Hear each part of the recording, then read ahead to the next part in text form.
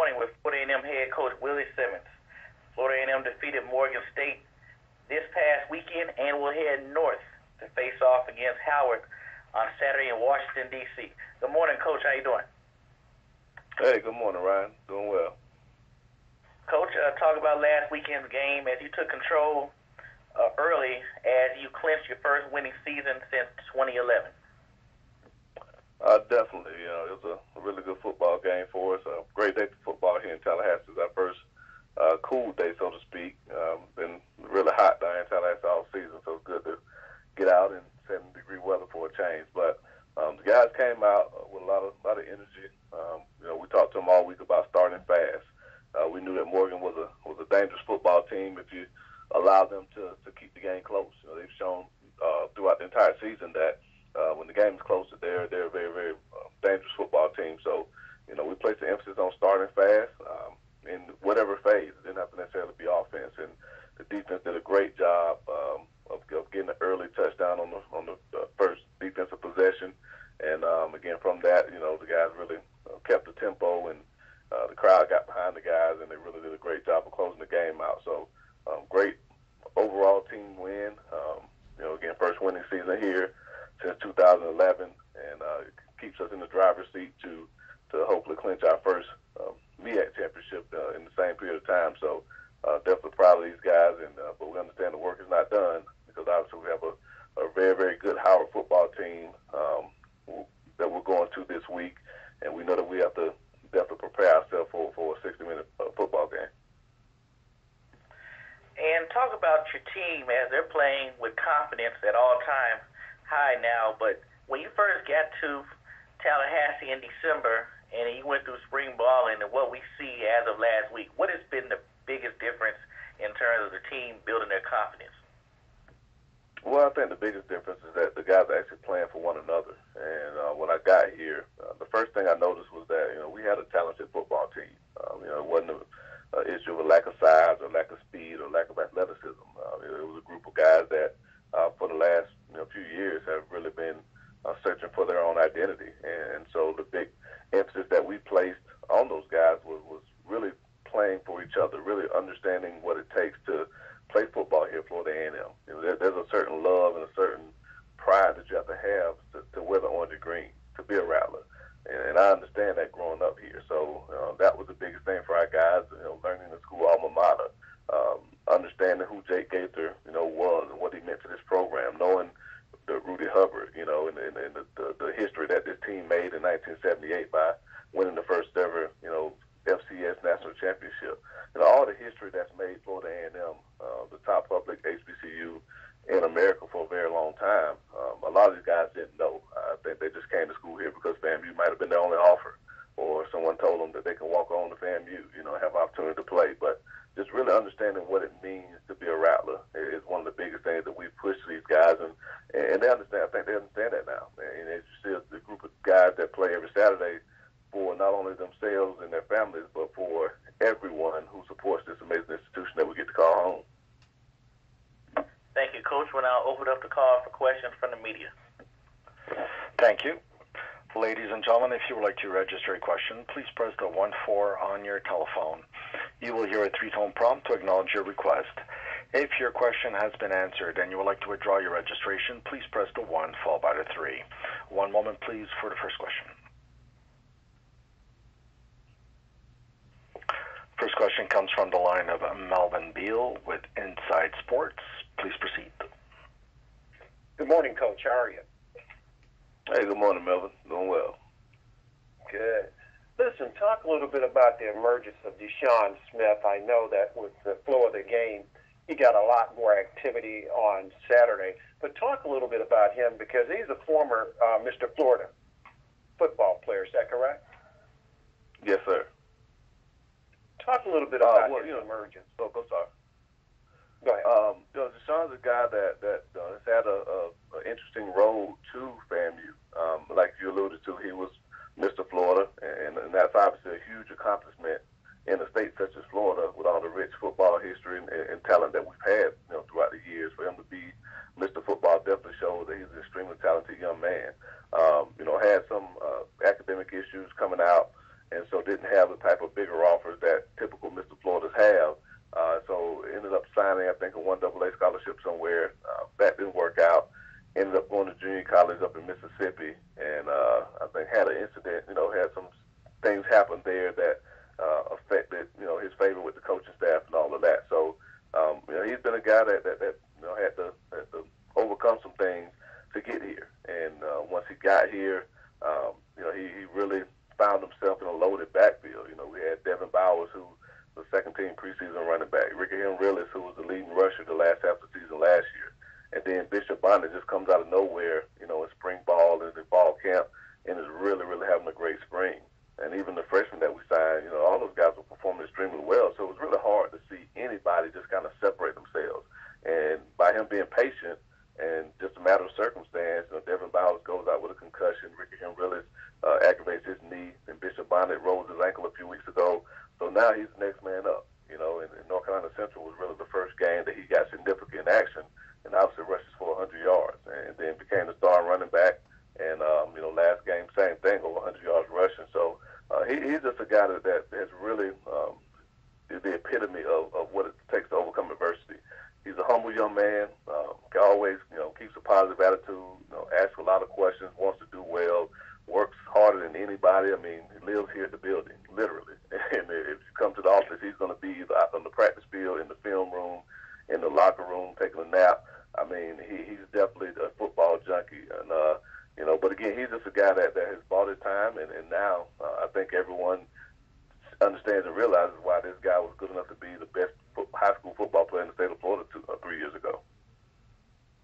Talk a little bit about Howard. They're specifically offensively, what are the challenges there for the team? Kalen Newton. I mean, he's as good as advertised. He's a dynamic dual threat guy. He's like his brother. He can throw the ball with velocity, throw it with accuracy, and then when he pulls it down and runs it, he's probably the most dynamic runner on the field. So he's definitely a guy that poses a great challenge to any defense that he faces. They do a great job schematically, maximizing his skill level. He has a lot of weapons around him so that he doesn't necessarily have to win it himself. And so there's no surprise that they're leading the conference in offense, one of the top offenses in FCS football, because of not only Kalen Newton, but the receivers they have in Ezra and Anthony. The running back is really starting to hit his stride and playing really well right now. And again, they have an orthodox scheme that poses a lot of problems for opposing defenses.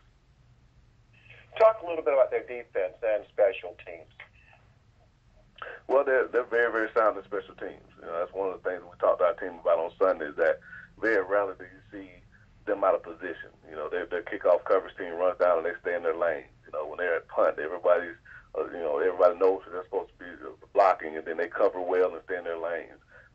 They make field goals. They kick the ball, and they're always in good position. So obviously the coaches there devote a lot of time to it. They're a well-coached football team, and that's what you expect from a Mike London coached football team. Defensively, again, they don't get the publicity that the offense gets, obviously. But again, they're a group that plays hard. They don't have a very, very complicated scheme to where they're going to try to fool you with a lot of things. They're going to line up and play football, and they'll move the front around a little bit to try to confuse your offensive linemen. But they're a group that wants to play fundamentally sound football, and they're going to ask you to execute for 60 minutes. So that's going to be definitely a challenge for our offense to see if we can execute at an extremely high level. Because if you do, people have been able to move the ball against them at times and put some points on the board. But when they don't execute, they pose a lot of problems for the teams that they face. Finally, Coach, talk a little bit about your players and the team focus, because these guys have had to overcome a lot of adversity, whether it be hurricanes, travel, or whatever. Talk a little bit about their focus, especially going into D.C., where you're going to have a large contingent of Florida A&M fans there this weekend. Talk a little bit about the focus of the team. Well, it's something that we've talked about since day one. The one thing that we continually talk about and stress is the ability to overcome adversity. And like we talk about, it comes in all types of forms. Most of the time it comes in negative forms, but there are positive forms of adversity that we have to overcome. Us having a winning streak right now is a form of adversity, because we got to keep guys from getting complacent. have to keep them focused and not hear the pats on the back or hear what people are saying about them, and understand that we still haven't achieved our ultimate goal. There have been some things that we've achieved this season, first win the season since 2011. Right now still undefeated in conference play. But we still have not achieved our ultimate goal, which is a Meac Championship Celebration Bowl berth. So I think they continue to keep the tunnel vision on and know that there's still work to be done, and that's the attitude that we've taken all year. And I think that's why you've seen these guys perform week in and week out, regardless of the adversity that they face. Thanks, Coach, and good luck this weekend. Appreciate it. Our next question comes from the line of Phil Schooner with Sports Fever Television Network. Please proceed. Good morning, Coach. Just talk a little bit about the attitude on the defensive side of the ball and who's playing well. It seems like you guys have really played very well on the defensive side. Just the mentality, the attitude that your Rattler defense has. Well, they take on the personality of their coordinator. Ralph Street's a very intense guy. He's a guy that pays extreme attention to detail. He's a no-nonsense coach. And so those guys know that nothing is going to slide when you play for Ralph Street. Being a second late is not acceptable. Not being locked in meetings is unacceptable. And so those guys that do that, they don't play. The funny thing about it, we have a lot of very, very talented young men right now that aren't playing and seeing the field on defense because they're not buying in all the way to what Coach Street, tells them. So, we have a 5'10", 240-pound nose guard that plays a lot. Why? Because he does exactly what Coach asked him to do. And that's the attitude and mentality that this defense is taking on, that they're going to be accountable to one another, that they're going to play extremely hard for one another, and they're not going to accept any excuses as to why they can't be a dominant unit. And that all stems from the philosophy that Ralph Street presents to them. So I'm not surprised by how they're performing. I get to see those guys every day. I saw them all spring, and I knew they had a chance to be a very special unit. But, they've really taken it and run with it. And but, again, the biggest challenge will be this week. It's the number one offense in the conference with one of the most dynamic players in the conference and a group of wide receivers that can really make plays. So we definitely have to continue to play at a high level this week because I'm sure Kalen Newton and those guys are really be excited to play against a defense that's playing as good as anybody in the conference right now. Coach, a quick word about your quarterback and the ability of your offense. You have 4 guys that are double digits in catches. Ryan does a good job of making sure all his playmakers get opportunities during the game and spread the ball around real nice with your wide receiver core. Well, it's a playmaker's offense. And one of the things that we talked to him about when we first installed the offense was that every week there's going to be another star. Chad Hunter is our unquestioned leader or wide receiver, but there's not a guarantee that Chad's going to always be our leading receiver. Xavier Smith may lead us in catches one week. Marcus Williams may lead us in touchdowns one week. Zende Ray may lead us in targets one week. So for Ryan, it's about, playing within the offense. Don't necessarily pre-snap determine who you're going to throw the ball to. Play within the offense, take what the defense gives you, and by the time the game is over with, you have multiple guys with 4 or 5 catches. Last week, all 3 star receivers scored touchdowns, and so that shows that he's playing within the offense. So we've gotten in trouble at times this year been because he's tried to force balls to maybe Chad Hunter when he shouldn't have, or locking into a receiver every now and then. So, but as long as he continues to develop as a quarterback and do the little things that the offense requires him to do, we're very, very tough to defend. Thank you, Coach. We'll see you on Saturday. Thank you. There are no further questions at this time. Coach Simmons, thanks again for speaking with us, and good luck in your travels this week as you head up north to Washington, D.C. Thanks, guys. Talk to you next week. Thanks. Florida A&M will head to Howard University this weekend for a pivotal contest. Kickoff is set for 1 p.m., and the contest will be streamed live on ESPN3 and shown regionally on Sports Fever TV. Next up, we have Bethune-Cookman University head coach Terry Sims. The Wildcats fell to Nebraska last weekend and will travel to Morgan State this weekend in Baltimore. Good morning, Coach. How you doing?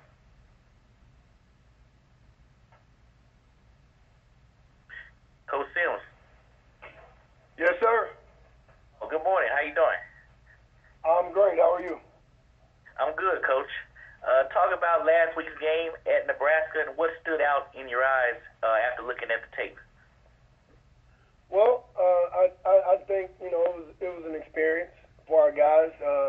Not the first time we played an FBS opponent, but it was definitely a different atmosphere. I think it's something that our football team has grown from. You know, the first thing I want to say, you know, we came out healthy, which that was, you know, the main thing that I was shooting for our football team to make it out of this game healthy, and we did. It took us probably 3 series to figure out that we definitely could play with these guys. And when we did, you know, the things that I can take away from it, you know, we moved the ball up and down the field. We struggled a little bit in the red zone, but we did move the ball down the field on them a few times. And when we decided to defensively, we stopped them. So there are some positives in it. And I think, you know, the one thing that it did for our guys, it allowed us to see that we could raise our game speed and you know, play with an FBS team. And speaking of having some big plays and moving the ball, correct me if I'm wrong on his first name, Stephon Francois had a big game at wide receiver. Just talk about his development and his play in Lincoln last weekend. He did. You know, Stephon had been out the first couple of games this season. He had a minor procedure on his leg that took a little while longer to heal. But he has come back in the last few weeks. He has caught some big balls for us, and he had a great day. You know, wish we could have gotten him in the end zone a few times, but he ran great routes. He caught the ball well, you know, and he did some really good things with the ball after the catch. So really excited for his growth and to see him continue to get better and have, you know, even better games in the weeks to come. Thank you, Coach. We'll now open up the call for questions from the media. Ladies and gentlemen, if you would like to register a question, please press the 1-4 on your telephone.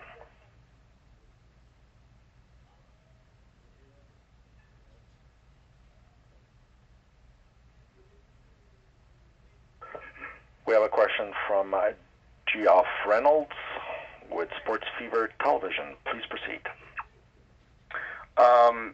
Is Israel going to be at quarterback for you this week? I know that you had Williams miss some time with the knee injury, but will Israel be the guy starting for you on Saturday? Right now, he'll be the guy. Akivas will make the trip to Baltimore. We'll do the same thing with him we did last week. He made the trip to Nebraska. Our trainers didn't feel like he was, well enough to go. We didn't want to risk anything with him, so we held him out. And we'll do the same thing this week. We'll give David and Jabari Dunham reps this week. And right now, David will be the guy going in, and Akivas will be a game-time decision. Okay.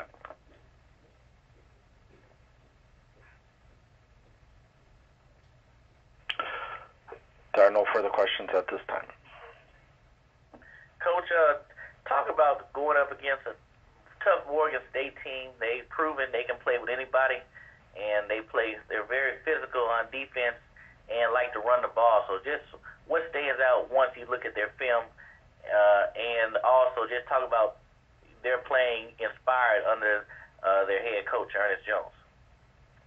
Well, you know, Coach Jones and his staff, they definitely have done a great job with these guys. Just getting them to play and play hard. You can see that when you watch game 1 through last week. They play hard. And I was listening a little earlier to Coach Simmons, and he hit it on the head. You know, you can't underestimate anything with this football team because they play hard and they're capable of making plays. You know, I think they have 2 quarterbacks that move the offense. They have, you know, big receivers that can go get the football.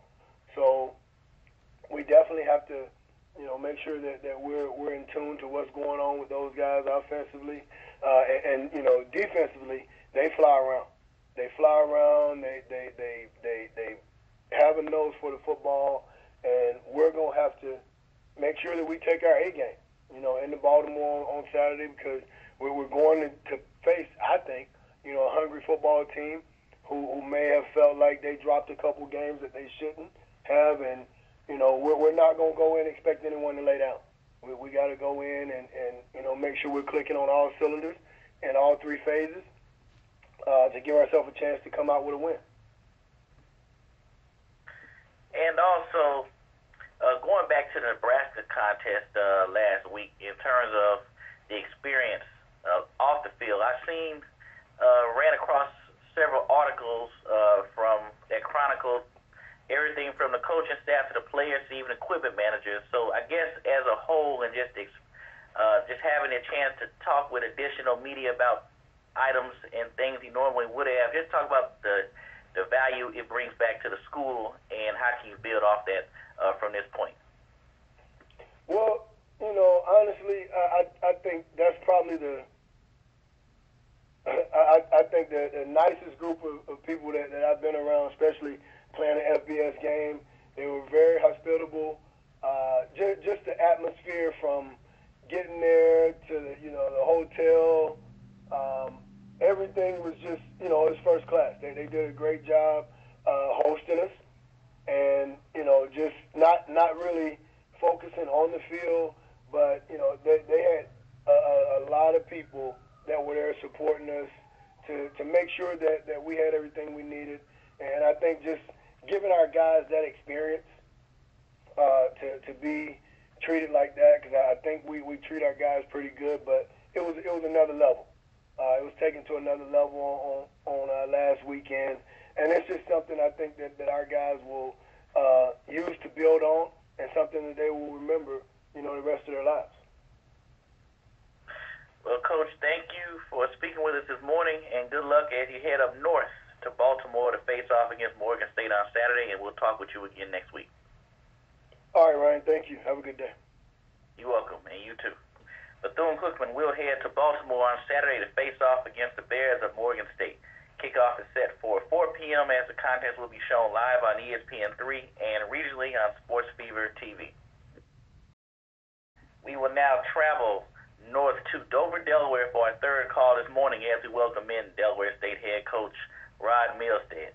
The Hornets picked up their first win at homecoming on Saturday versus North Carolina Central and will remain at home to host Savannah State this weekend. Good morning, Coach. How you doing? Good morning. How are you? I'm good, Coach. You said this day was coming, and it came on homecoming last week in terms of the win. Just talk about your team's play last week. Our team came out energized.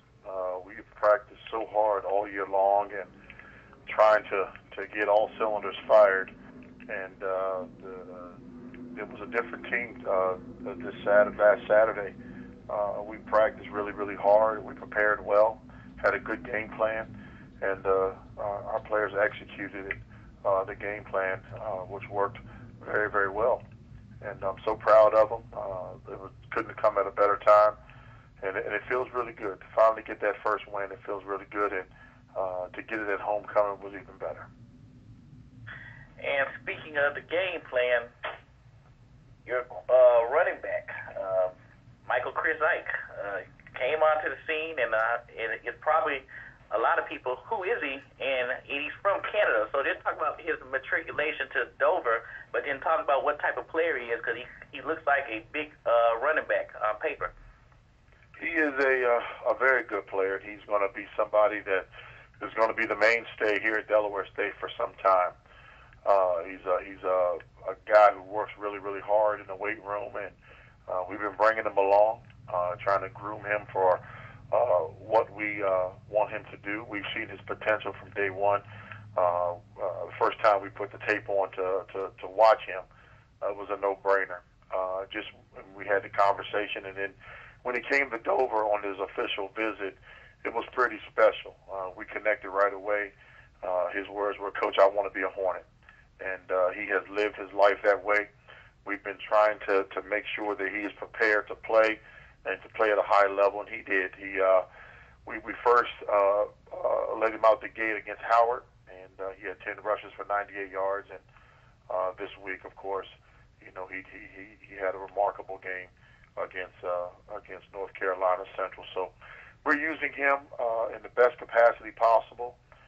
He will again play this week against Savannah, but he is just a remarkable talent and somebody that is going, like I said, is going to be a mainstay here at Delaware State for some time. Thank you, Coach. We're now open up the call for questions from the media. Ladies and gentlemen, if you would like to register a question, please press the 1-4 on your telephone keypad.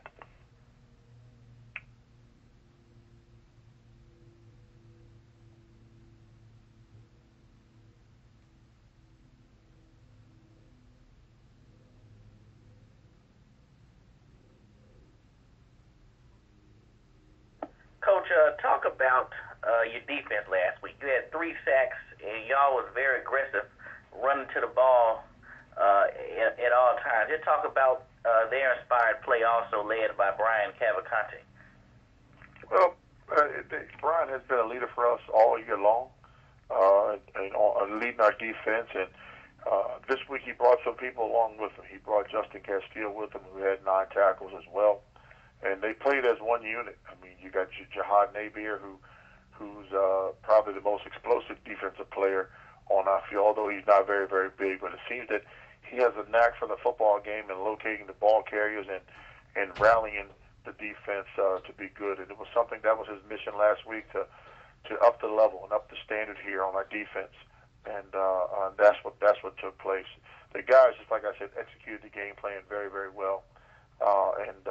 It was a good time here for our defense. The thing is, we've been struggling in the first 7 games on defense, and our guys made an effort to cut that out and to really go after the quarterback. We knew that he was the key to their offense, and we set a game plan to go after him. And if we could slow him down, that would give our team the best opportunity to be successful. And with Jihad, in NFL terms, would he be termed a heat-seeking missile with some of the hits he had last week? He is. He's definitely the Ronnie Lott of our team. I guarantee it. I tell him that all the time, man. He plays at 1,000 miles an hour. He has no regard for anyone else. He just wants to stop the ball carrier. That's all he cares about, and he's going to do whatever it takes to get it done. And speaking of doing what it takes, Savannah State is kind of like you all, a young team playing, and they're very hard-nosed, like to run the ball, and they're coming to Dover this week. So just talk about taking on a team that's just as hungry and that we know is going to bring their A game. Well, they're very similar to us. Looking at them on the defensive side of the ball, their front four gets after it. They're quick, they're explosive. They come off the ball. They want to knock the offensive line back to get you off your angles so that you can't down block and do the things that you like to do. They run well. So when you think that you're going to have a cutback lane, and here comes a big D tackle, flying 1,000 miles an hour after the back. So, like I said, they do a lot of things up front that causes teams problems. They're physical. Their linebackers flow well, and they're a very athletic defense. Offensively, they're led by their quarterback, very similar to Central. Wherever their quarterback goes, that's how they go. They have 2 backs they use in the backfield. One's more like Bryson Eileen, a shifty back, and the other one runs downhill a little bit better, who's number 37. So we got our work cut out for us. We got a big task at hand. They come into the Hornets' nest, and we have to play a better game than we played last week to have the same similar success against Savannah. Like you said, they're very similar to us, so we're going to have to play an A game to try to take some things away from them, and then we got to capitalize on their mistakes and get the ball in the end zone. And one thing I wanted to just mention, talk about that big play, fourth quarter, and Bryson, with 4 minutes left, took it 76 yards. Talk about how big that was, and could you kind of just feel the weight of the world off your shoulders when he had that big run, especially with Central trying to get back into the game? Well, the funniest thing is that series was was supposed to go to Michael Chris Ike. That's who the series is supposed to go to. And it was just something in my spirit that said, hey, it's 4 minutes or something to go. We need to have a more seasoned back there, somebody who's been there, done that. Felt it was homecoming. Just felt that Bryson gave us the best option as success at that point, putting the ball in his hands and letting him continue to work. And it was something I'll never forget because he looked at me and said, Coach, I got you. And then 3 plays later, he's down the right side and he is gone for 76 yards. So he is definitely a player that loves his university. He loves what he does. He works so hard every single day. He doesn't complain. And it was just a script that was written by the man upstairs for Bryson to have that moment in time. And I'm so proud of him. He's from Delaware. He always represents the 302. He's a big guy who wants more Delaware players to come to Delaware State. And so it just everything clicked, and it was a perfect moment for him, and I'm so proud of him. And speaking of the perfect moment, social media had a chance to see how things were going after the game, and just want to know, how are you doing, Coach? I don't know. Why did I know this was going to come up from you, Ryan? I knew this was going to come up. I've been waiting the whole time, and I said, I know Ryan watches social media. He's going to see me victory dancing with the guys in the locker room. Ryan, I was so caught up after the game. I heard a bunch of commotion in the locker room as I was walking to the locker room, and I heard the music the guys were celebrating. I have no problem. I always tell them, hey, let's celebrate after a victory. This was the first time that we had an opportunity to do it. So I got caught up in the moment, and next thing you know, things got out of hand, and the old 48-year-old was jumping up and down as if he was 18 and 19, and then Age told me, hey, son, you bet your back on ball for this thing. You are not as young as you used to be. And I had to go find a place to sit down. So I'm doing well today, but I see social media has hit up with that thing there, but it was all good. It was all fun, and I'm just so proud of our football team right now. If you don't mind me asking, when was the last time you bust a move like that, Coach? Was it a Super Bowl champ? Well, you know, I don't even remember. After I saw it on video, I asked myself, man, what were you thinking? But no, it was all in fun. The kids enjoyed it, and then you know what? If we win again, I will dance every single time. I don't know what it was called, but I just saw them doing it, and I just figured I'd jump in. So we're going to continue on, have some fun, and that's what football is all about. You know, you do a victory dance when it's all said and done, but you put so much time and work in it. So it was worth it, and we continue to work hard. Hopefully, the grace of God, we'll be able to dance again, come Saturday afternoon. Well, Coach, thank you, and next time you do the dance, make sure you know what you're doing, because, they got some weird names for this stuff now, so yes, appreciate thank you. it. Hey, And thank good you, luck Ryan. this weekend, and we'll see you next week. Sounds great, buddy. Have a great week. You too. Delaware State will remain at home to face off against the Tigers of Savannah State this weekend for a 2 p.m. kickoff. The contest will be shown live on ESPN3. We're now joined by Howard University head coach Mike London. The Bison fell to South Carolina State this past weekend and will remain at home to face off against the Rattlers of Florida A&M on Saturday. Good morning, Coach. How you doing? Good morning, Ryan. Doing great, thank you. Coach, just recap last week's game as your team fought back late to make it a game against the Bulldogs of South Carolina State. Yeah, hat goes off to Coach Pough. I've known Buddy for a long time, and they came up ready to play, and they came out early and sustained a great effort. We didn't have the type of effort needed, initially, as we have in the past. The latter quarter and the latter half of the game, our guys played hard. We did some things to put ourselves back in the game. We had costly turnovers and issues that just obviously that just allow you not to be successful when you can't convert on your third downs. And my hat goes off to their quarterback. He was an outstanding player. That he was a leading ground gainer. And he made our guys miss in the open and just did an outstanding job for him. So. We're disappointed about the loss, particularly because it's at homecoming as well. But we still, again, you look around the conference and you see the wins and the losses and the teams that have played and been successful. So we're looking forward to the next opportunity. That's all you can do. Standing with 3-2 in the conference right now, and the next opportunity is a really, really good Florida A&M team. And speaking of your next opportunity, you're coaching a young team, and last week, obviously the game was played in front of a homecoming crowd, but how do you put that behind them and let them know the race is not over, there's a lot to play for, and the numbers justify that?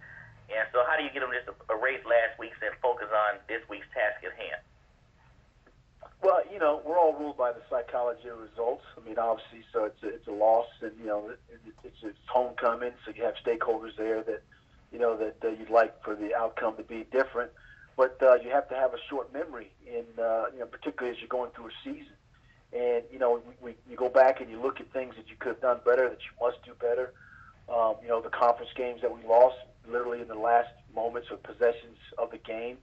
And you can be a young team, but also learn from your mistakes and learn from, things in the past. And so as we move forward, we correct the things. We talk about, if we take care of some of these issues, then we're talking about, a better opportunities at the end of the game. But our guys are resilient. You're right. It's a young team that's just all we know, all we try to create is just an atmosphere of being competitive. And we're going to have to be very, very competitive, as Florida A&M comes in here because, obviously they are the tops in the conference and obviously in HBCU football. Thank you, Coach. We'll now open up the call for questions from the media. Ladies and gentlemen, to register a question, please press the 1-4 on your telephone. Our first question comes from Melvin Beal with Inside Sports. Please proceed. Good morning, Coach. How are you? Good morning. How you doing, Mel? I'm well. Talk a little bit about this Florida A&M team coming into Green to this weekend. What are some of the challenges that they present to you on offense? Well, I tell you what, obviously they have a quarterback that's done a great job for them. Stanley has done a great job, and they have a bevy of running backs. With Bonnet, they got deep threat wide receiver with Hunter and Williams. And so they're explosive in a lot of categories. They can. The quarterback is not as mobile, but I tell you what, he does a great job in distributing the ball, to their playmakers. They've done a great job defensively. When you look at them, statistically, there's a lot of categories, or there's some categories that we're number one in terms of offensive production. Well, if we're not one, then they're two. And they've done a really good job of exploiting the matchups and the things that other teams do to try to stack up against them. And then you look at their defense. Their defense. You look at conference-wise. There's a lot of them that they're 1 and 2 in the conference. So, our defense is going to have to play well against their offense, and our offense is going to have to put points and move the ball on their defense. And so, Coach has done a really good job of infusing his effort, his style of play, his brand, what they do and how they do it. It's been really neat to watch them play. Very athletic and talented. But for us, it's another home game opportunity, our third one, and an opportunity to play a team, that we know is good. But if we're going to have continue any success for us or have any success for this season, particularly in the conference race, this is a really, really important game for us. Coach, what's the health status of your team as far as Jaquez is concerned? I know that he was injured there a little bit, but overall, the health of your team. Well, I probably, if you ask any coach, probably, at this point of the year, there's some guys that, with they're banged up and bruised, but yes, unfortunately, Jaquez was unable to play, and he was our deep threat guy and had produced some explosive plays for us. So we were down in that element of it. There's couple of other guys that that had sprained ligaments and shoulders. It's all those things down, the culmination of the season thus far. And what you hope is that you just get enough to be able to go out on the field and be competitive, because we're going to play teams that have guys that are out as well. So we're not at full strength. We're not bad, but at the same time there are some guys that have the bumps and bruises that does affect their practice time and the things that we do with them. Thanks, Coach, and good luck this weekend. Right. Thank you. Next question comes from the line of Phil Schooner with Sports Fever Television Network. Please proceed.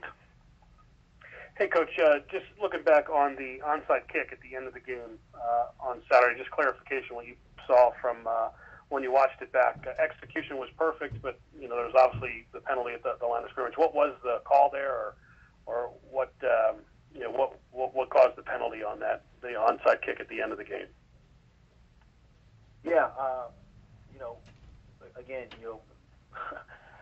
obviously it's a turning point of a situation where we had the possession there, but let me just speak to the gist of it. Is there's a certain number of players that need to be on the side of the kicker, 4 and 6 on the other side, and as the ball or after the ball is kicked, you need to have that, maintain that spacing, and I guess the call was made that we didn't have that spacing, the correct spacing, and the flag was thrown. So agree or disagree. I mean, it was again, it was a costly situation for us there. There are ways to register any issues that we might have with the appropriate people, but again, they did enough to win the game, and we didn't do enough. So again, my hat goes off to Coach to Buddy Pough, because again, he's a guy over the years that you admire, man, that's been in the profession for such a long time, and he's very well respected. So they won, we didn't, and now our time and research is dedicated towards FAMU. With Kalen, I know he wants to put the team on his back and do so much because he can do so much because he's so talented. Is there too much on his plate at times, or how can you ease that where he's not asked to do too much or try to overdo things with moving the offense? What's the perfect way to get Kalen out there to get an opportunity to make those big plays that he's made most of the season? Yeah, he's such a competitor. I mean, he's such a competitor that he wants to take, the team on his shoulders and carry him and do all those things. And sometimes it's okay, but sometimes it's not healthy for a guy to feel like if he doesn't do it, then it's going to let the team down. When he's out there, there's 10 other guys that are surrounding him that all have to do their part.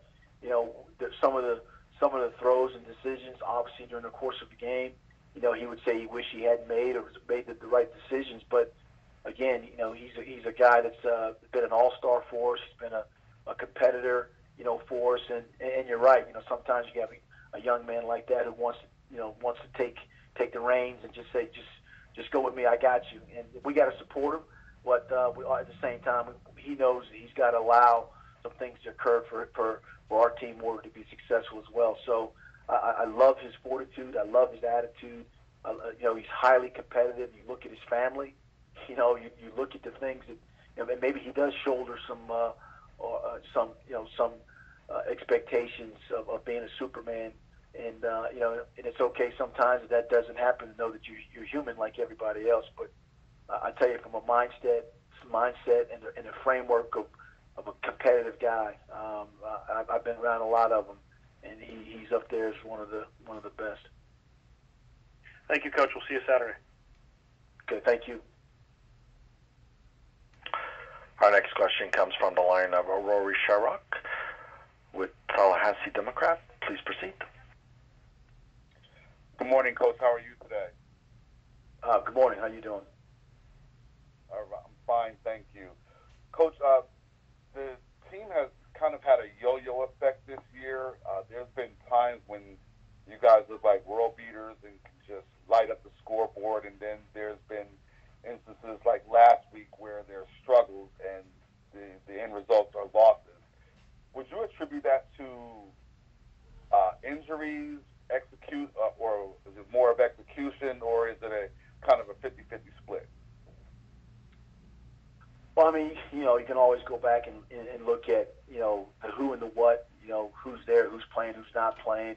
Obviously, there's a difference between sometimes your first and second team guy. I mean, the skill level, and you miss out on a player that misses a game and could be or is significant in what he provides.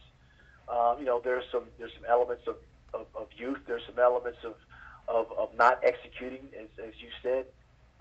And the two conference games that we've lost were literally in the last moments or the last few possessions, and it's an improvement from years past. But our expectations are to be able to pull those things out and win in the end, as we did last year on a few occasions. So, it's a culmination of a lot of things, but specifically the who and the what that's involved with it is critical. As coaches, we got to do better, make sure we put our guys in position to make plays and make the right calls. But there's not for a lack of effort on this team. Youth aside the point that that there's some guys here that are going to be playing college football here at Howard for a long time, and they're going to be good players as they mature. The maturation process is always key as well. But we look forward to the game, this Saturday, and a lot of implications of this game, and a lot of goals and things like that for not only for us, I'm quite sure for FAMU as well. But we're excited about the opportunity this Saturday. Thank you, Coach. Thank you. Our next question comes from Lute Williams with Black College Sports Page. Please proceed. Hey, good morning. Excuse me. Good morning, Coach. How much does your offense? Yeah, how much does your offense change when you don't have Jaquez on the field? Well, statistically, it changes a lot from a production standpoint. I mean, if you remember, there was a point in the season he had two back-to-back 3-touchdown games. He's a dynamic player that's explosive and makes some phenomenal catches. So, if you have guys who can take the top off the defense, then then they're not so prone to maybe play 9 in a box to stop the run. So having a guy missing of Jaquez's stature with his speed and ability, it does change your game plan a little bit. So luckily, hopefully for us, he wasn't able to play or be effective last week, but seen him move around and run around here. And it looks like he's going to be able to do his thing here on Saturday. And like I said, we're going to need him and need every player, particularly because, as I said earlier, their defense is a defense that does a great job of stopping the run and also stopping the pass. I mean, they're 2 in rush defense, they're 2 in sacks, they're number 1 in TFLs. So they're 2 in red zone defense. So we're going to have to play our best game collectively, all 3 phases, in order to be competitive and have a chance to win on Saturday. But I think Jaquez will be back with us, and again, that gives us a little bit more ammunition. And lastly, Coach, you talked about chances in the conference. Obviously, FAMU is undefeated in the conference. I think A&T has 1, even though FAMU's beaten them. And I think 4 teams have 2 losses, including the team that beat you last night, Saturday, South Carolina State. So how much do you use the concept that you're still alive? How much do you use that for the conference championship as a motivating factor as you go into this kind of game? Yeah, well, obviously, we have to take care of our business ourselves and be successful in the conference games that we have left. And the most important is the one that we have next, and that's against FAMU. But we understand that there are other elements that are involved in that equation. Is other teams have other games still left to be played. So, relying on whether it's an upset or someone beating a team that has 1 or 2 losses is also part of that mix. You look around, in the conference. One thing I've just noticed within the conference, on every Saturday you look at the scores, you're like, oh, really? And so you see that, and at the end of the day, maybe 2, 3, 4 weeks from now, when we're talking at the end of the season, it'll all pan out. But right now, I'd say you're right. FAMU's in the driver's seat. And A&T, with the one loss, they're also significant players as well. So the rest of us with two losses can only control what we can control, and that's the games that we have left to play. And then after that, then we can talk about, where we are, what's happened, and what didn't happen. Got you, Coach. Thanks so much. Good luck Saturday. All right, thank you. Appreciate you. Our next question comes from Ty Miller with Power News and Sports Radio Network. Please proceed. Coach London, good morning to you. Ty, good morning to you. Coach, South Carolina State took your crowd out of the game early, so how important will it be to get off to a fast start for your team in this game, or to limit Florida A&M for getting off to a fast start? It's always critically important, particularly when you're at home, and the energy. When you can take the air out of the crowd, and not that with the energy that does as well, then you feel like you're playing with your backs up against the wall. But we've got to do a better job of being able to start early with the energy and with the passion, and we've done it. We've demonstrated it. And playing a team like Florida A&M, I mean, they're an aggressive team. They take their shots. They have skilled players, at every position. So it's going to be important for us not to kind of stick your toe in, but just kind of jump in and let's go. We've done that. We've got to demonstrate that again. Particularly, I would hope that the crowd would be would be a large crowd in order to because of who they are. I mean, they're coming in number one, and also the opportunity is still left for this team. So we're expecting a competitive, really good, FAMU team to come in here, but also we want to be competitive and be at our best as well. Coach, Caden Newton, as we all know, is a great talent at quarterback, but can you speak about his maturation process, and are there times when he really should just maybe eat the ball as opposed to putting it up in the air? Yeah, I guess the question was kind of asked earlier too as well. I mean, he's a true sophomore quarterback who has a lot of ability, who's very competitive, and rightfully wrong or so, will take on all the pressure, will take on all the expectations, and he's a guy that you want to take. He wants to take the last shot, and he's a guy that wants to have the ball. And sometimes you can put undue pressure on yourself by having all those expectations and knowing that there's a group of teammates that surround you that also have to do their job, and that if they do their job, it'll allow you not to have to feel like you got to do it all yourself and put everybody on your back. He's one of the most competitive guys I've been around. In the young maturation process of the quarterback, of when to throw the ball, when to throw it out of bounds, and not take a sack. I mean, he's still learning some of those things. He's getting better at it. He'll continue to get better at it as his maturation process goes on, and he becomes a junior and he moves on to being a senior. But right now, I love the kid. I love his competitiveness, his heart, his energy, and he knows there's some things that he's got to do better at. And I think we have like over 11 turnovers right now. I think we had like 6 all of last year, and so what happens to the ball, it matters. And when you touch the ball 100% of the time as a quarterback, it's important. And so he'll work on it. He's continued to work on it, and hopefully we'll see the kind of game that he's played and that he's capable of playing.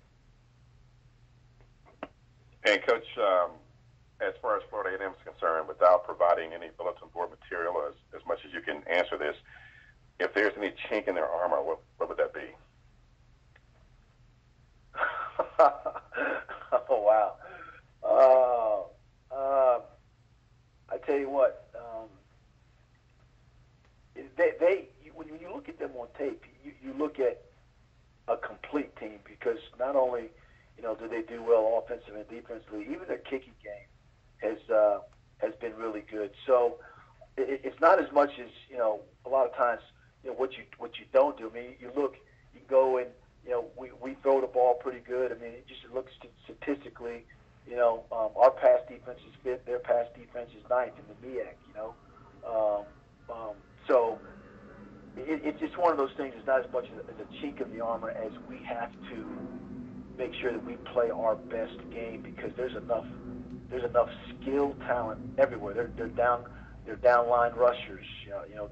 They're corner safeties. I mean, they're guys that really play well. We played against the same team basically last year, and so we're going to have to do a better job of taking care of ourselves and knowing that they're an explosive team as well. But they're well coached, play hard, and very athletic. So we're looking forward to the challenge. Thank you, Coach, and good luck this weekend. Right. Thank you.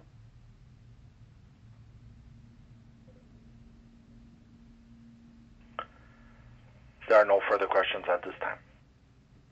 Coach, thanks again for speaking with us. Good luck this weekend as you face off against Florida A&M. Thank you. Have a good day. You too. Howard will face Florida A&M this weekend in Washington, D.C. Kickoff is set for 1 p.m. and the contest will be streamed live on ESPN and Sports Fever TV. We're now joined by Norfolk State University head coach Latrell Scott. The Spartans fell to Savannah State this past weekend and will face off against North Carolina A&T State on the road this weekend in Greensboro. And the contest will be shown live on ESPN3 and rebroadcast on ESPNU. Good morning, Coach. How you doing? Good, man. How about yourself? I'm good. Talk about last weekend's game versus Savannah State. Well, obviously we didn't play well enough to win. We struggled. Defense came out and got some early turnovers from Savannah State. We weren't able to capitalize on offense. Again, we still got the turnover bug, and we've got to find a way to make sure that we can keep the ball and score when we have opportunities. Uncharacteristically of us, we gave up 300 yards rushing, and just didn't play well enough to win. You have to credit the kids and the staff from Savannah. It was a great homecoming atmosphere for them, and we didn't manage the trip and manage the game very well. And just talk about putting last week behind you and focusing on, obviously, an A&T team that had a week off and going down for their homecoming.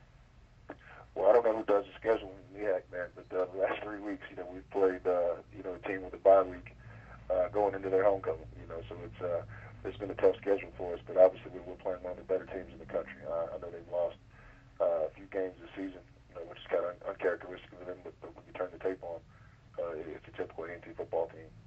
Very physical defense. They get after you. They do what they do. You can still see Coach Washington's fingerprints all over the defense, offensively. They've got a great quarterback, and they found other wideouts to step up in the place of their star wide receiver been a little bit injured. But just a good sound football team. They're not gonna try to create a lot or do a ton to you on offense or defense. I think one of the places that people don't give them enough credit for is on special teams. They've blocked several punts this year, and it's a full load for us to manage. But we've been into one of these situations down in Florida a week ago, and we're using this as an opportunity to make this our get-right game. We've got a lot of things we've got to get right, and we need to get back on track. We still have goals and things that are in place for us as a program, and this would be a great week for us to get right. Thank you, Coach. We'll now open up the call for questions from the media. Ladies and gentlemen, if you would like to register a question, please press the 1-4 on your telephone.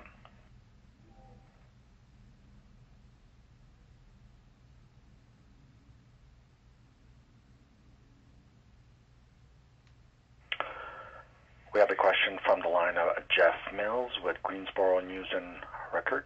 Please proceed. Good morning, Coach. I was just curious. You're playing an opponent on homecoming again. What is special about playing somebody else's homecoming, and what challenges does it present? Well, I think sometimes it can be read too much into. From what I've been told, A&T's got one of the most electric homecomings in the country, and we're looking forward to it. I think we had the opportunity to play in front of 25 or 30,000 in Florida A&M, so I don't think the crowd or the atmosphere will be a big deal. But anytime you get the opportunity to play a nationally televised game against a nationally ranked opponent in a situation like this, it's great for our program, and it's an opportunity for our kids to go down and measure up against one of the best programs in FCS football. Could you tell me a little bit about your quarterback? I haven't had a chance to see him play yet this year, but I've heard he's a dual threat guy, and I'm curious as to what he brings to your team. Well, Juwan's, he struggled the last 3 weeks. He started off the first 3 games playing tremendous, but he's a sophomore. He's a 19-year-old sophomore. And he's going through his struggles. He's had some turnover issues the last few weeks, but he makes our team go. I kind of likened his situation to some of the pitchers that the Red Sox use to win the championship. Some days your pitcher goes out and throws a no-hitter. Some days he comes out in the last 3 innings. And Juwan struggled the last couple of weeks, but he does give us the ability to throw the ball downfield. He gives us the ability to keep plays alive with his feet. And, if we can keep him protected and keep him comfortable, then we definitely have confidence in him bouncing back. But, he's the engine that, makes our offense go. And, we'll only go as far as he goes. And we've got to get him playing better, but also get some other people playing better on the offense so that we can put some points on the board. You look at just the cold numbers, and your defense is one of the better defenses in this league statistically. How do you match up against A&T's offense, and what strengths do you have on defense? Well, we hadn't had much trouble stopping the run until last week. I don't know if anybody matches up with A&T. I don't think they're as old as they have been in past years, just in regard to the offensive line. But Coach Mattis does a tremendous job there. I'm a big fan of their offensive coordinator. He's come in and kind of taken over the reins and does some really nice, innovative stuff. Quarterback-wise, Lamar's as good as there is in FCS football, and I really like, their running back. I mean, he's not as flashy and, fast as Tariq Cohen, but he's a really physical downhill kid that does have the ability to beat you with some speed.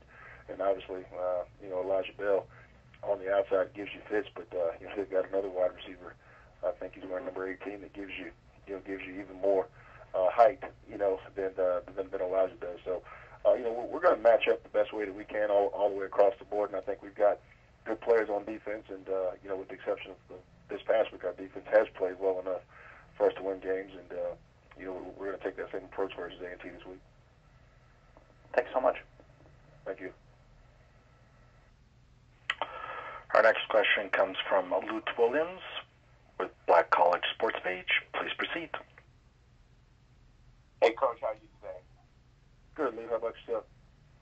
Not bad, not bad. What bothers you the most about the performance against Savannah State?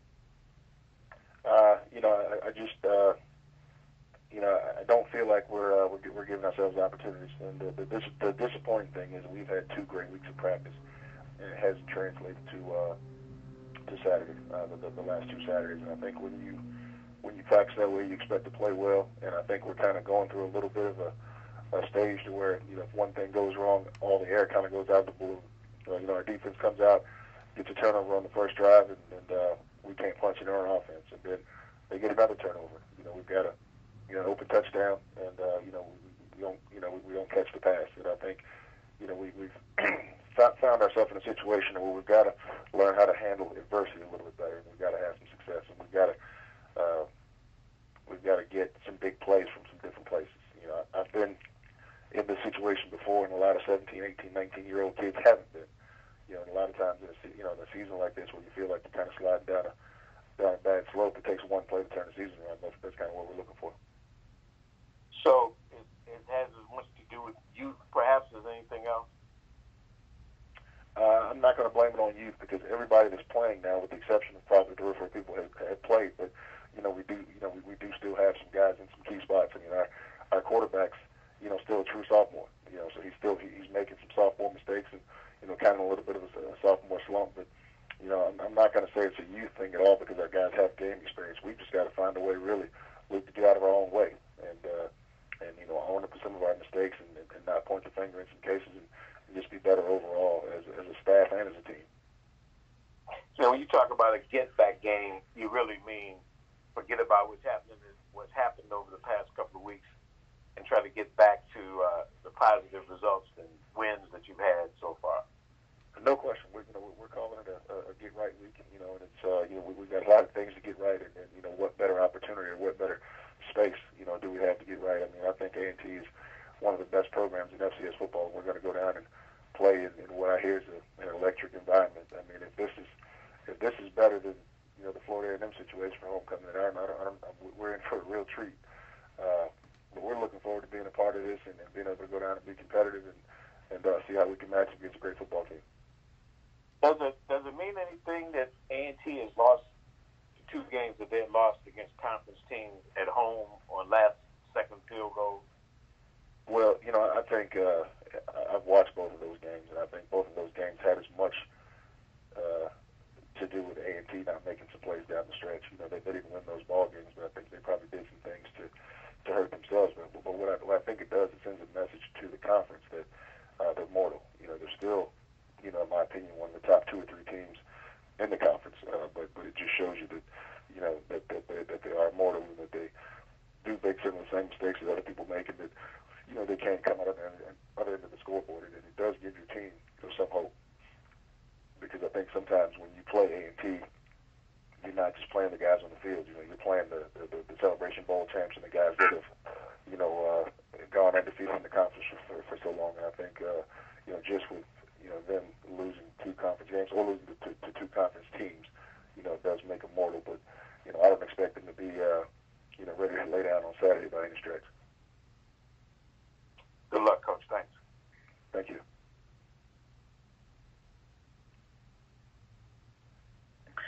Coach Scott, thanks again for talking with us this morning, and we'll talk again next week.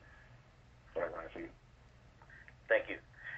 Norfolk State will head up to Greensboro, North Carolina to take on the Aggies of North Carolina A&T. Kickoff is set for 1 p.m., and the contest will be streamed live on ESPN3 and rebroadcast on ESPNU. We're now joined by Savannah State head coach Erik Raeburn. The Tigers defeated Norfolk State this past weekend. For homecoming in, we'll head north to face off against the Hornets of Delaware State on Saturday. Good morning, Coach. How you doing? Good morning. Coach, just recap last week's game as the team took control early and you went on to claim a homecoming win. Yeah, we played really well on the defensive side of the ball. Particularly against the run. I think we held them to right around 90 yards rushing or so, and about 2/3 of that came on one play. So I thought our run defense was really good, and that made us play well on 3rd down, and it also helped us down in the red zone as well. So defensively, the defense kind of set the tone for us, and then offensively, heading into the game, Norfolk was the number 1 rush defense in the conference, and we ended up rushing for 295 yards, which was definitely our best performance of the season, and so to be able to run the football like that against a good defense, that was really encouraging, and then from a passing standpoint, we didn't throw a ton of passes, but we did throw 2 touchdown passes, and we're really efficient when we did drop back to throw. So, so we're really happy with our effort, and certainly there's some execution things we could have done better. But man, we played hard every snap, and it helped us to get the victory. Thank you, Coach. We'll now open up the call for questions from the media. Ladies and gentlemen, if you would like to register a question, please press the 1-4 on your telephone.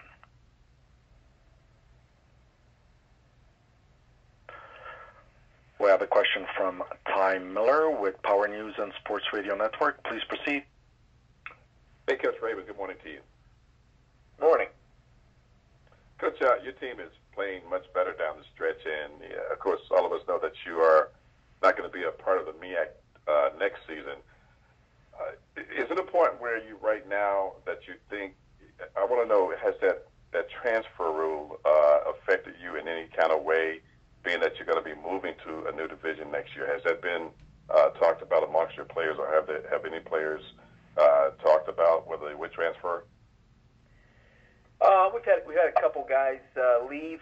I guess I don't know how much it will affect us with the guys that are here right now. I don't know how much that will affect us moving forward, but we have had some guys decide to leave, and which is that's their right. But the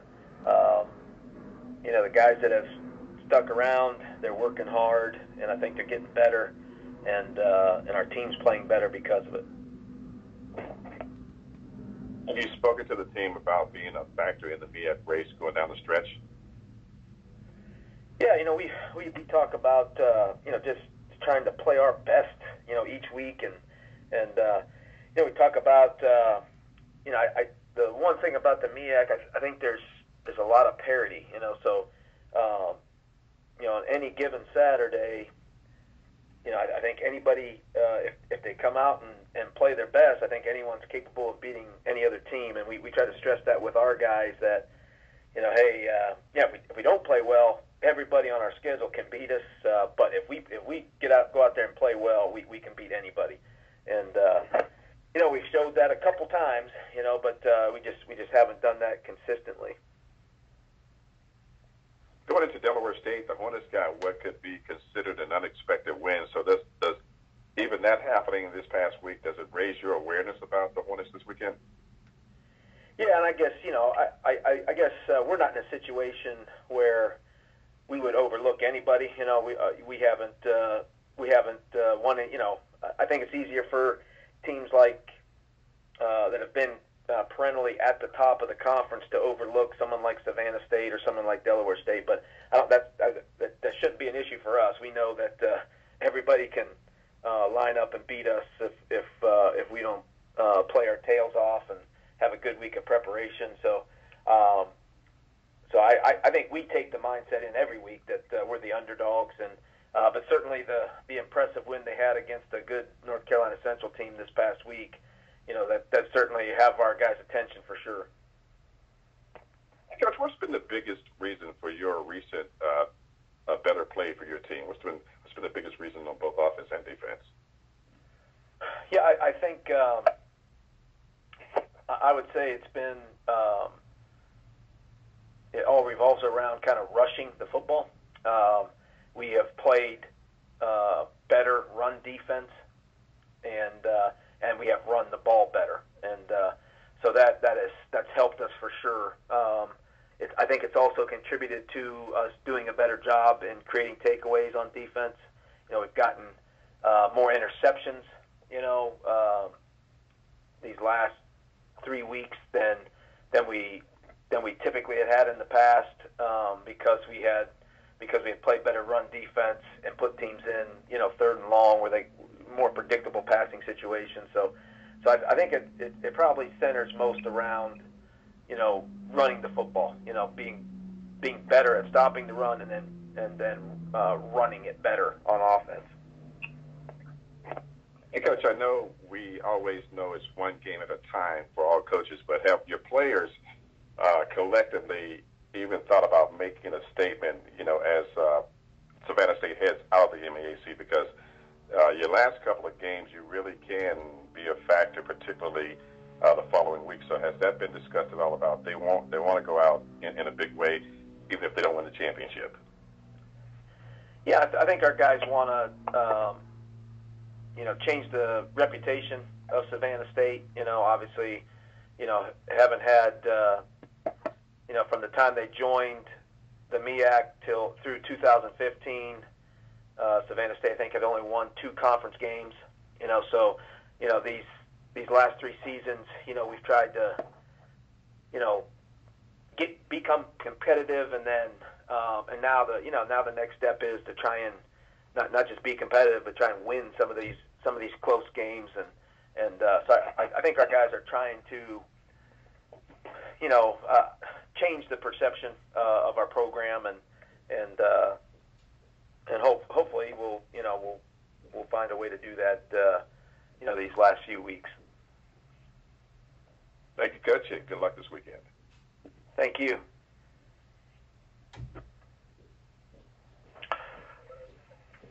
There are no further questions at this time. Coach Raeburn, thanks again for speaking with us, and we will talk with you again next week, and good luck as you head up north to Dover on Saturday. Thank you. You're welcome. Savannah State will take on the Hornets of Delaware State this weekend. Kickoff is set for 2 p.m. and will be shown live on ESPN3. We're now joined by Buddy Pough of South Carolina State University. The Bulldogs defeated Howard this past weekend and will have the weekend off. Coach, good morning. How you doing? Fine, Ryan. How are you? I'm good. Talk about last weekend's game as you jumped out to a big lead and held off the Bison's late charge.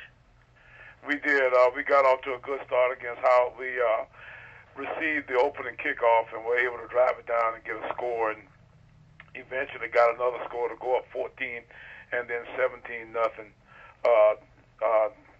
before they finally scored and made it 17, I guess maybe 7. And we got another score at the end of the half to go into the half 20-7. And from that point, we kind of hung on and won the football game. And now, Coach, you won 3 of the past 4. And watching the game, your team is playing with confidence. So what has changed between week 1 to mid part of the season to what we see right now? I think we're getting older. We're starting to play a little bit better in the offensive and defensive fronts. We've gotten a little bit better idea of what we can accomplish and execute.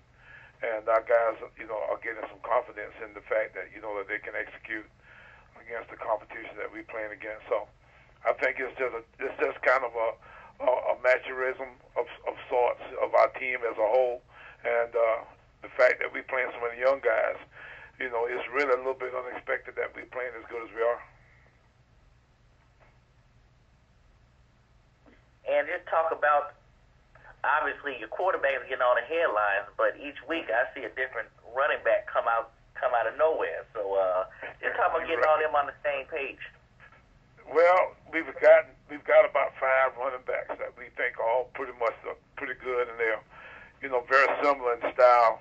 They all got a little bit of a violent kind of tendency when you look at their running style, and we really think that we ought to try to figure out how to get it to them some more. But that crew is a fantastic group of young men. They're all really good students and really good people. And, it's a lot of fun having those kind of guys be on your team. We need to try to figure out some other places to be able to move them around because, I almost feel sorry for them being stacked on top of each other, the way they are. But, they all got great attitudes about it. They all work together. And it's been a lot of fun having that group on our team. Well, I guess that's a good problem to have, Coach. So we'll leave it at that. So we'll take calls for the media for head coach Buddy Pough. Ladies and gentlemen, if you'd like to register a question, please press the 1-4 on your telephone. Our first question comes from Ty Miller with Power News and Sports Radio Network. Please proceed. Hey, Coach Pough, how you doing, man? Hey, Ty, how are you? I'm pretty good. I know Omar Cummings had his best game to date this past weekend. And when I saw him, one of the things that he reminded me of, one of the players he reminded me of, was sort of like a Will Ford type back. Does he have any of those type of tendencies in your estimation? Let's hope so. Omar's a freshman. He got banged up a little bit Saturday. I don't know if he'll be able to go this game. He didn't play in it past the third quarter. Saturday, but yes, he's that kind of style guy. And believe it or not, they're both weightlifting guys. They come from weightlifting families. Omar's little brother is a national weightlifting champion, and everybody in Will Ford's house was a weightlifter. His mom and dad, one of those kind of folks. So I didn't even think about that until you said that, Ty. But they do come from the same kind of family. Hey, Coach, watching your team this week, it looked more like a seasoned Buddy Pough team. I know they're not there yet, but you did mention that they seem to be maturing, so that seems to be going pretty good. Is that correct? Let's hope so. We think that this group is beginning to come on in a way where we can play with most of the teams in our league. We just got to continue to make sure as coaches that we emphasize those things that we can do and kind of stay away from some of those kind of things that we don't quite, have the ability to execute. So it's as much about us as a staff and as a coaching staff as it is about what our kids do. Coach, has your team at all been affected in any way negatively or positively by the new redshirt rule where a player can play 4 games without losing a year of eligibility? Yeah, we've been affected by it. I don't know whether it's positive or negative time.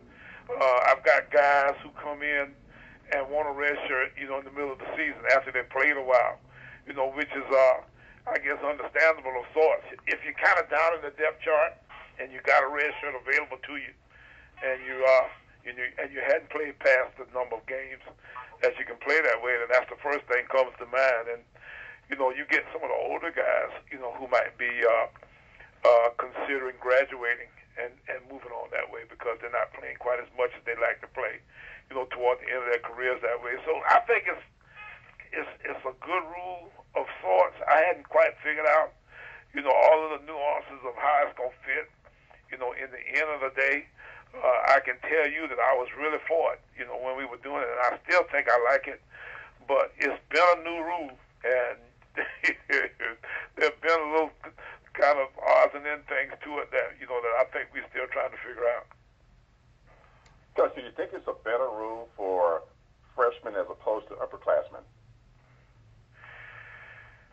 Well, I think when we put it in, I think we thought it'd be more about freshmen, at least the guys toward the beginning of their careers, as opposed to guys at the end of their careers. But of course, the guys that have been in the game longer, got a little bit better idea about what could possibly help them. So, they had a little bit different process. They had a little bit different idea in mind. Some of the older guys, once they saw it, and it actually came down from the top level of college football when you start hearing about, some of the big time guys, who had gotten beaten out and that kind of stuff, moving, away from playing. I think because, we here in South Carolina, the Kelly Bryant deal kind of piqued everybody's interest of sorts. And from that point on, then everybody's been kind of saying, hey, let's see how this fits me, So, I think it was thought to be more of a freshman-sophomore rule, but it's become more of an upper-class rule, for those guys this time of year. And one last question about that, Coach. In terms of a person like a Kelly Bryant, say hypothetically if they consider going to South Carolina State or Howard or something like that, or if they've never considered, is it something that your recruiting department or would take a look at and say, hey, take a look at us as opposed to just going somewhere else where you may end up on the bench again? Well, now, I don't know if I can comment about, about one particular kid. I can talk hypothetically, about situations such as that. And, of course, we'd have, some kind of interest in people out there that might want to transfer to us because of that particular rule. But, those guys now have the ability, because of graduation, to transfer to a Division I school or to another Power 5 school. And they can go out and research, as a free agent, all the different schools, and their particular needs. And, from that point then, they go to the highest bidder. And the cost of school and scholarships and that kind of stuff kind of put us off the radar as far as being able to attract those kind of guys because of the financial packages are so much different for those guys today. Okay, thank you, Coach, and enjoy the off week. Appreciate it, Ty. Our next question comes from Luke Williams with Black College Sports Page. Please proceed. Hey, Coach, how are you this morning? Fine, Luke. How are you? Okay, I got one for you. You're kind of sneaking up on people. And people have been talking about this is Coach Pough's final year and all that kind of stuff, or that there may be some number of games you're supposed to win. You're like right in the middle of this thing with a week off to prepare for FAMU. How is that going, or how is that looking at this point? We hadn't really paid much attention to FAM. We've been so happy with the win over Howard until we're thinking about just taking this week off and just kind of hanging around and doing nothing the whole week. We may be able to take a look at them guys this weekend sometime, but we just being happy right now that we beat Howard, so we just kind of taking a break. But is there any pressure on you, Coach? I mean, I know you've been there. You're the dean of coaches in this conference, and there's been even stuff publicly about that you may be grooming your successor or things like that. Can you speak about that at all? No, I'm trying to hang on for dear life myself, and try to win as many games as we can. As far as successes are concerned, if I find out that there's one out there, I might have him taken out. I don't know.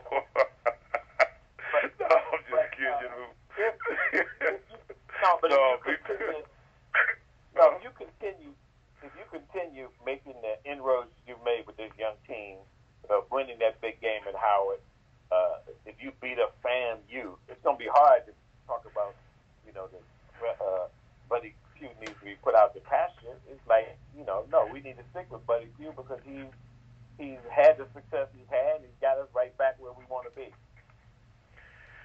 Well, we'll cross that bridge when we get to it, Luke. Right now, we're just trying to figure out how to win another football game. And I've coached enough games now where, it can come and it can go.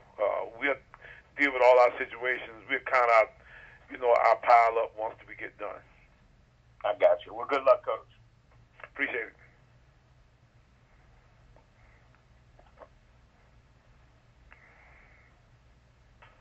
There are no further questions at this time. And Coach, a light note for this last weekend, just give me a rating from 1 to 10. You said Howard's homecoming was a bucket list. Did the homecoming, so just give me a number, 1 to 10, with 10 being the highest, and we'll close off right there, Coach. It ended up being a 10 for us because we won the football game, but it rained, Ryan, so we didn't really get the full effect of what you'd ordinarily have, at a regular Howard homecoming, so that might still be something I have to do, once I do get out the pasture. Coach, we'll stop there.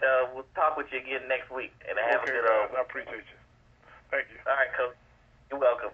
South Carolina State is off this weekend and returns to play at Florida A&M on November 10th, as that contest will not count in the Meac standings against Florida A&M on November 10th. So we're now joined by North Carolina A&T State head coach Sam Washington. The Aggies are back in action as they host Norfolk State in what's termed the greatest homecoming on earth. That's termed by the A&T. Coach, how you doing? Good morning. I'm doing well, thank you, Ryan. Well, first of all, just talk about the bye week and what came out of it, and just how things went in your preparation. Let's get ready for Norfolk this week. Well, I thought we got quite a bit accomplished during this bye week. One of the focus was academics, and we did a full assessment and a personal evaluation of each kid and found out exactly where they stood. And, some extended study hall hours and some we relinquished a little bit. As far as the football field is concerned, we put a lot of emphasis on fundamentals and just mechanics, hands, hips, and eyes, the basic football stuff. Also, we got an opportunity to scrimmage with the freshmen on a couple occasions and saw some good things. Honestly, some kids, we thought could play, didn't do as well, and the ones that we wasn't quite sure of actually performed very well. So we learned a little bit more about ourselves, and it was a great week to have open because we banged up pretty good too. So it gave the opportunity for some of our guys to heal a little bit. Thank you, Coach. We'll now open up the call for questions from the media. Ladies and gentlemen, if you would like to register a question, please press the 1-4 on your telephone.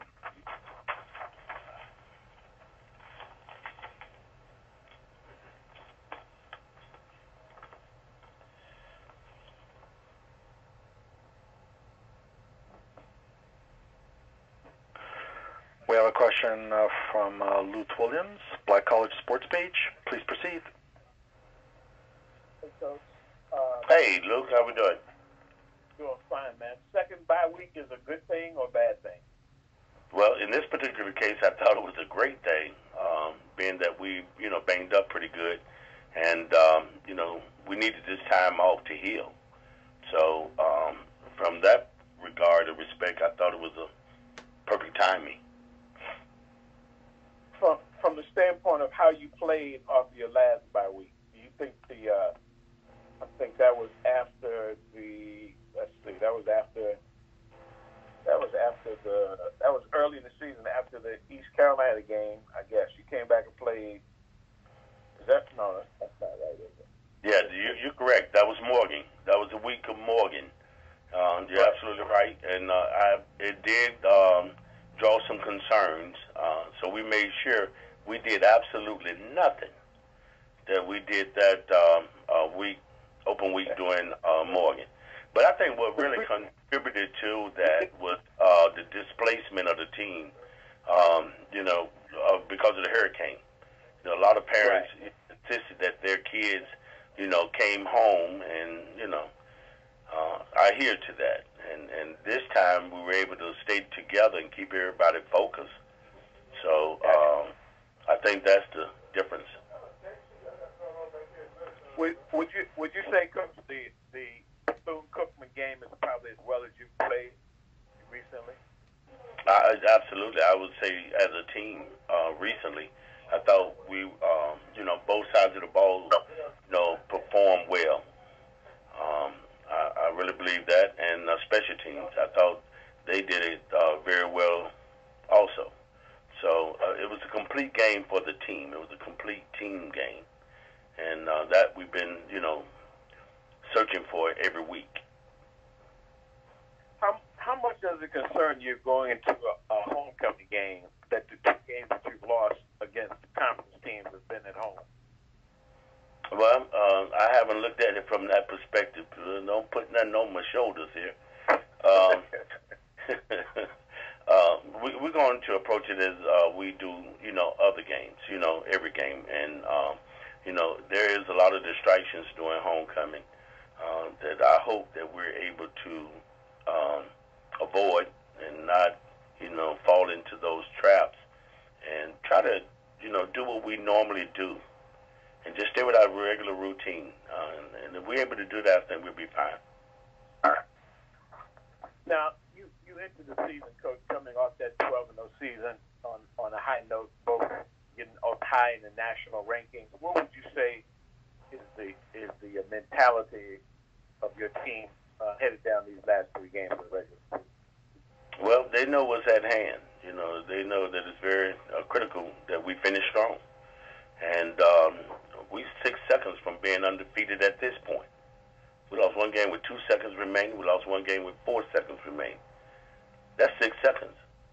We will be undefeated again this year. So I think the learning lesson is every play is important. You can't take a play off. Every play is important. And if we use that as a learning tool, it would be greatly appreciated by me. I got you, Coach. Now, and I asked about Brian, about the national rankings and the possibility, if not Meac title and the Celebration Bowl, about the any thought in your mind about that at all at this stage? I guess it's a wish. Right now, I think our biggest concern is the last 3 ball games and the fact that we must improve, each ball game. It needs to be a growth spurt in these last 3 ball games, and I think that should be our biggest focus. The chips will fall where they may, and if we are blessed with an opportunity, I just would like to be prepared. Got you, Coach. Good luck this week. Thank you. There are no further questions at this time. And, Coach, before we close out, I'd like to ask each week, each coach, when this comes up, their philosophy on homecoming. I kind of knew your predecessor's philosophy, but your homecoming is a little different as you have a bunch of things going on and artists and celebrities floating around. So I'll be honest with you, how do you keep them from not trying to get involved in that and focus strictly on football? Prayer.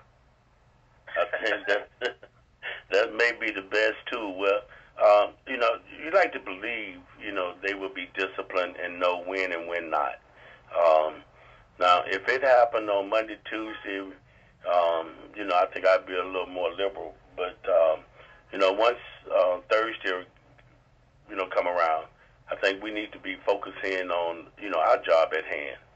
Homecoming is really for the alumni. We to play the game and then we celebrate after the game with them. So that's going to be my wish, and I hope they abide by my wish. Well, Coach, when you say prayer on Sunday, Kirk Franklin is one of performance. So, hey, we know if it gets to that point, we can definitely bring him in early if we need to. Well, thank you. If I see it deemed necessary, I'll contact you, okay? No problem, Coach. And also, lastly, before we close out, just talk about you're back on national TV again, and just Norfolk State. What have you seen that stands out about the Spartans? I'll tell you what, they play hard, and they're a very disciplined team. The offensive line is impressive. I've seen very little sacks. Getting pressure on Carter can be extremely tough, and he's one of those kids that can beat you with both his arm and his legs. So he posed a problem, a concern for us, right off the top. So it's going to be very important that we contain him and keep him inside the pocket and don't allow him, free will. All right, well, we appreciate it, Coach. We'll talk again next week. And I'm just looking at this homecoming schedule again. Oh, man. We may need to call Kirk a day or two early because it's a lot of star power, Coach. But we'll definitely get you back so you can focus on the game, and we'll talk this weekend. Fantastic, and always enjoy talking with you, Ryan. Same here, Coach, and good luck, and we'll talk.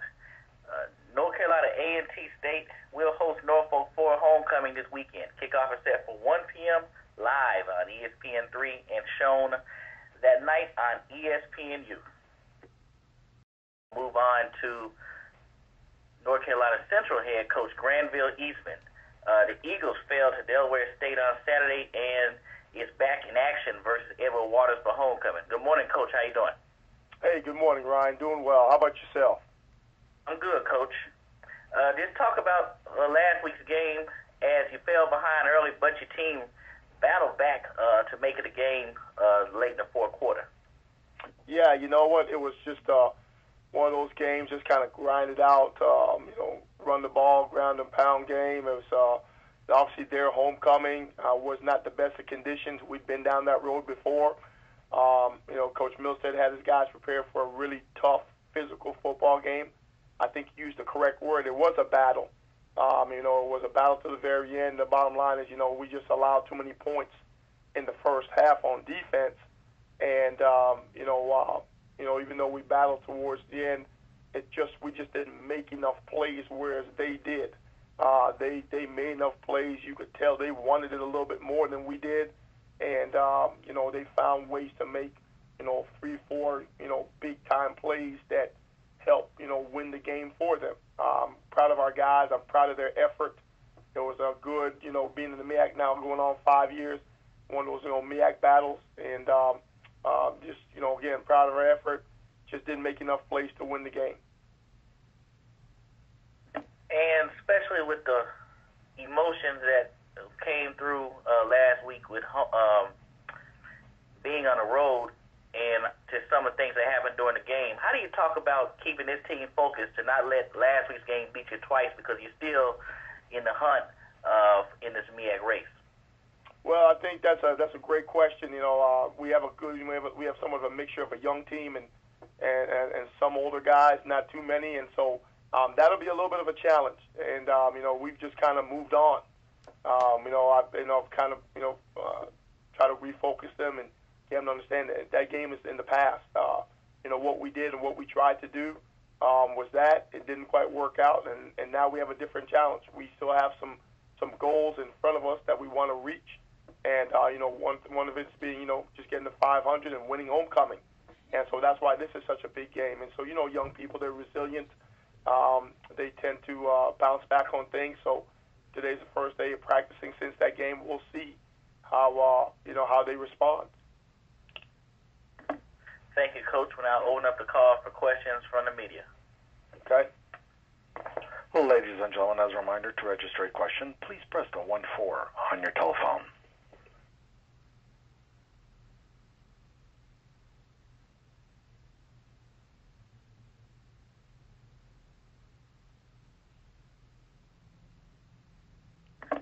Coach, just talk about this weekend's homecoming opponent in Edward Waters. As outside of them being from Jacksonville, Florida, what stands out that people would not know about them? Well, Edward Waters they've got athletes all over the place, and they've got a winning record. I believe as of 2 weeks ago, or up to the 2 weeks ago, they were ranked in HBCU NAIA top 10 team. So they've got guys who are explosive, can make big runs, have big catches. Their speed is something that we are aware of. And so, it's really a fun team to watch because of all the playmakers they have. And so, we're doing our homework, we're studying, certainly not underestimating these guys. They're not a team. We're not in that position anyhow. But we're very conscious of their playmakers, and you see why they've got a winning record. Coach Ruffin does a really, really good job of getting them ready to play. I think their last game was a little bit of a disappointment. I think they kind of they may surprise themselves, so they'll have fire in their bellies, and they'll want to come and spoil our homecoming, and we've got to be ready to play. And speaking of homecoming, you've been at Central quite some time, so just talk about your approach to how do you handle homecoming, in terms of the team and the activities surrounding the game. That's another great question. Well, we have a lot going on. I think they had something last night, as a matter of fact, for the students, so we get started with our homecoming festivities very early in the week here, and it carries on through. And I try to, just reiterate to the players like we always have done, look here, the festivities and all these activities going on, they're not for football players per se. They're not for you all. Homecoming is for, the former players who come back and can enjoy and take part, and some of our, other students. For the student athletes, for the football players, homecoming is about our performance in the game. And once we're finished with the game, then whatever is going on, you guys need to be a part of. But for right now, it's academics and football. All those other things are just mere their distractions is what they'll be, and they'll trip us up if you all get involved in that kind of stuff too much, or try to focus on it too much. So it is something that we try to manage and control because of the excitement, because of everyone being involved in the different activities and festivities. And it'll speak to our guys' discipline and self-control. See how they carry themselves this week. And Coach, and before we close out, just talk about the fight, if you can, right quick, in your team, and especially Devontae Reynolds. He's had 2 good games statistically, and now he's really stepping up on that defense to kind of rally the troops around. Well, you make a good point, and I think I kind of put my finger on it about 3-4 weeks ago that's who we are right now. We're fighters, or we have to be, in order to have a chance to have success. I think we battled last Saturday, but I don't know if we really fought those guys. I think they bought the fight. But we've got a gritty team. We have a nucleus of young men that are fighters, that have had success in the past here. And I think some of the younger players are kind of they're catching up, and they're getting it. It's not quite there yet. But we're going to have that fighting spirit going forward to really be in or have a chance to win any football game. And we're tough when we fight. It's pretty evident that when we don't, things just don't work out our way. And so it'll be the coaching staff's job, my job, to kind of get them in that fighting mentality, have some of those leaders who've been in some battles before lead the charge in that way as well. And hopefully that'll give us a chance to win our next football game. Well, Coach, thank you. I don't want to say enjoy homecoming, but good luck this week, and we'll definitely talk with you this time next week. I appreciate it. Thank you. You're welcome. North Carolina Central will face Edward Waters this weekend for homecoming at 2 p.m. The contest will be streamed live on ESPN3. We are now joined by Morgan State University head coach Ernest Jones. The Bears failed to Florida A&M on the road this past weekend, and will host Bethune-Cookman in Baltimore on Saturday. Good morning, Coach. How you doing? Good morning, Ryan. How are you? Doing well. I'm good. Recap last week's game versus Florida A&M and what stood out from your perspective. First of all, I thought Florida A&M was a really good football team. They're the best team we faced this year, in my opinion, even with the FBS teams. They're a good football team. They had a bunch of skill, which we thought, a bunch of speed, a bunch of athletes on the field, and they had good game plans, offensively, defensively, and special teams. Very talented football team, and we just couldn't get out of our way, in particular with the penalties. I believe we finished that game with anywhere between 13 and 15 penalties. You can't beat good football teams when you penalize yourself like that. And considering with the way the game went, and you started practice this week, how much do you even try to focus on that pass game heading into Bethune, or there's some things you want to pull out to make sure you can correct that it'll never happen again? No, we don't focus on it. We talk about it, and 24 hours later it's over. The thing that we talked about from the past game is those penalties, how to eliminate those penalties and not keep getting those penalties. I mean, I still believe in this football team. We got good players, good coaches, but we got to get out of our own way. Winning is a process, and we're just trying to get through that process. So right now we're focused on Bethune, putting the game plan together that we think we can go out and execute and have some success versus Bethune. Thank you, Coach. We'll now open up the call for questions from the media. Ladies and gentlemen, if you would like to register a question, please press the 1-4 on your telephone.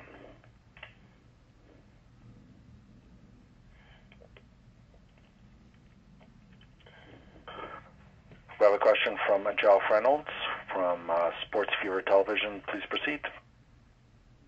Coach, this year you played a number of really close games. I mean, you've played a number of them. You've been very close in a couple of them. What has kind of been the reason for maybe not quite getting over the hump? Because you've been right there in a number of them, and what has kind of been the key, and how do you finish games off a little more successfully? Yes, sir. I believe that it's just part of the process. I mean, in part of the process, before you get a chance to win, you have to lose close. That's part of our process here, and we're not intentionally trying to go out and lose a football game at all, but we understand that before you win, you're going to be in a game with a chance to win it, and you're going to lose some of those games close. And we got to teach this football team how to win, how when you get right there with the opportunity to win, how to finish it and how to win it. That's what we're going through right now. That's the toughest part of trying to get to winning, is trying to get through this phase as a program.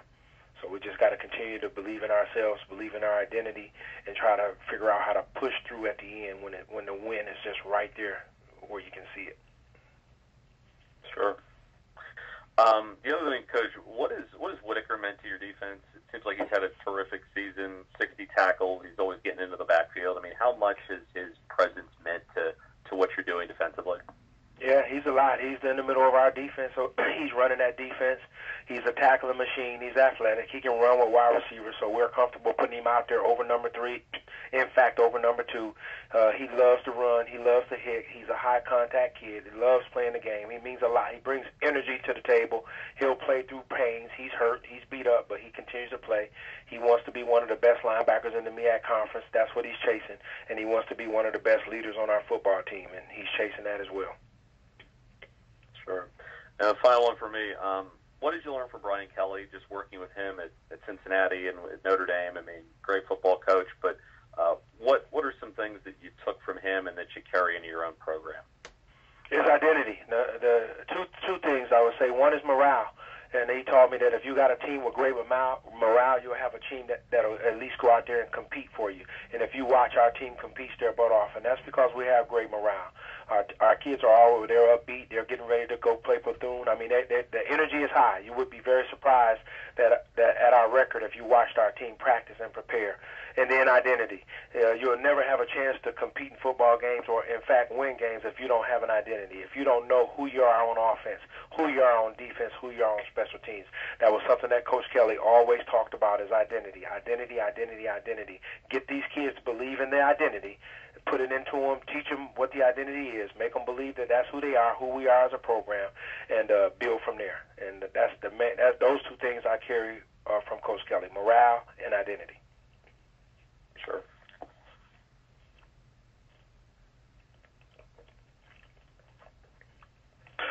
There are no further questions at this time. Coach Jones, last week you played another quarterback, and just talk about the type of athlete he is compared to DeAndre Harris. He's definitely a different quarterback than DeAndre. He's bigger. He loves to run with the football, so he adds a really, really good element to the run game because he's about 225 pounds. I think he probably releases the ball a little bit quicker than DeAndre does. He's just a more grittier type player. I mean, he's as good. He and DeAndre are both good athletes. They both understand our offense and our scheme. He probably adds to the table a little bit more ability to run, and he probably releases the ball out of his hand just a little bit faster than DeAndre does. And just talk about the luxury of having two quarterbacks available. Yeah, yes, sir, Ryan. It's pretty good. I mean, we have both of those guys take snaps. Obviously, the number one quarterback takes more snaps than the number two quarterback. But DJ Golak has been getting prepared all year long. And what we told him about a week ago, so regardless of what happened to DeAndre, that we were going to try to get him some more time in these last 4 games of the season, some meaningful time early in the game. And that's what we were doing. And now, it just so happened that he played, he was playing well, and he, took quite a bit more snaps than we wanted.